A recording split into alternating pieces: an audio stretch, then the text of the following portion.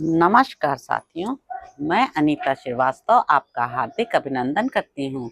श्रीमद् वाल्मीकि रामायण में आज का प्रसंग है ययाति को शुक्राचार्य का शाप। श्री राम के ऐसा कहने पर शत्रु वीरों का संहार करने वाले लक्ष्मण ने तेज से प्रज्वलित होते हुए से महात्मा श्री राम को संबोधित करके इस प्रकार कहा। निपश्रेष्ठ राजा विदेह तथा वशिष्ठ मुनि का पुरातन वृत्तांत अत्यंत अद्भुत और आश्चर्यजनक है। परंतु राजा निमि क्षत्रिय शूरवीर और विशेषतः यज्ञ की दीक्षा लिए हुए थे, अतः उन्होंने महात्मा वशिष्ठ के प्रति उचित बर्ताव नहीं किया।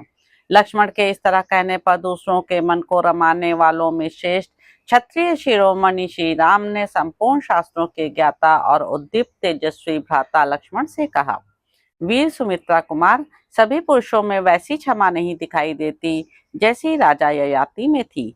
राजा ययाति ने सत्वगुण के अनुकूल माँ का आश्रय ले दुसह रोष को क्षमा कर लिया था। वह प्रसंग बताता हूँ, एकाग्रचित होकर सुनो।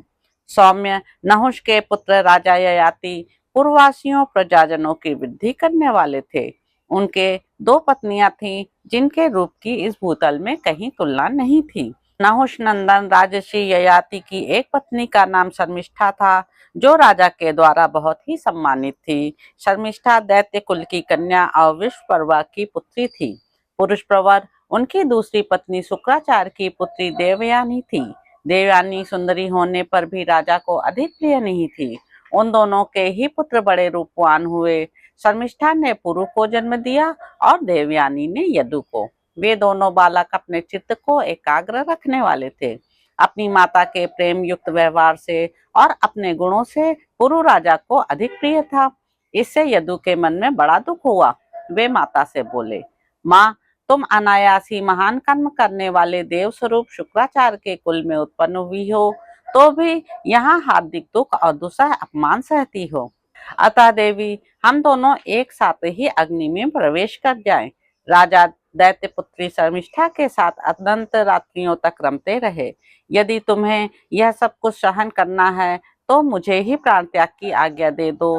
तुम ही सहो, मैं नहीं सहूंगा। मैं निसंदेह मर जाऊंगा। अत्यंत आर्त होकर रोते हुए अपने पुत्र यदु की यह बात सुनकर देवयानी को बड़ा क्रोध हुआ और उन्होंने तत्काल अपने पिता शुक्राचार्य जी का स्मरण किया। शुक्राचार्य अपनी पुत्री की उस चेष्टा को जानकर तत्काल उस स्थान पर आ पहुंचे जहां देवयानी विद्यमान थी। बेटी को अस्वस्थ, अप्रसन्न और अचेत सी देखकर पिता ने पूछा, वत्से, यह क्या बात है? उद्दीप तेज वाले पिता भृगुनंदन शुक्राचार्य जब बारंबार इस प्रकार पूछने लगे, तब देवयानी ने अत्यंत कुपित होकर उनसे कहा, मुनिश्रेष्ठ, मैं प्रज्वलित अग्नि या अगाध जल में प्रवेश कर जाऊंगी अथवा विष खा लूंगी, किंतु इस प्रकार अपमानित होकर जीवित नहीं रह सकूंगी। आपको पता नहीं है कि मैं यहाँ कितनी दुखी और अपमानित हूँ। ब्राह्मण वृक्ष के प्रति अवहेलना होने से उसके आश्रित फूलों और पत्तों को ही तोड़ा और नष्ट किया जाता है। भृगुनंदन राजर्षि ययाति आपके प्रति अनादर का भाव रखने के कारण मेरी भी अवहेलना करते हैं और मुझे अधिक आदर नहीं देते हैं। देवयानी की यह बात सुनकर भृगुनंदन शुक्राचार्य को बड़ा क्रोध हुआ और उन्होंने नहुष पुत्र ययाति को लक्ष्य करके इस प्रकार कहना आरंभ किया, नहुष कुमार, तुम दुरात्मा होने के कारण मेरी अवहेलना करते हो, इसलिए तुम्हारी अवस्था जरा जीर्ण वृद्ध के समान हो जाएगी। तुम सर्वथा शिथिल हो जाओगे। राजा से ऐसा कहकर पुत्री को आश्वासन दे महायशस्वी ब्रह्मर्षि शुक्राचार्य पुनः अपने घर को चले गए। सूर्य के समान तेजस्वी तथा ब्राह्मण शिरोमणियों में अग्रगण शुक्राचार्य देवयानी को आश्वासन दे नहुष पुत्र ययाति को ऐसा कहकर उन्हें पूर्वोक्त शाप दे फिर चले गए। तो इस प्रकार साथियों, उत्तर कांड में निहित 58वां सर्ग यहाँ पर समाप्त होता है। इसके अगले अंक में आप जानेंगे कि ययाति का अपने पुत्र पुरु को अपना बुढ़ापा देकर बदले में उसका यौवन लेना और भोगों से तृप्त होकर पुनः दीर्घ काल के बाद उसे उसका यौवन लौटा देना, पुरु का अपने पिता की गद्दी पर अभिषेक तथा यदु को शाप।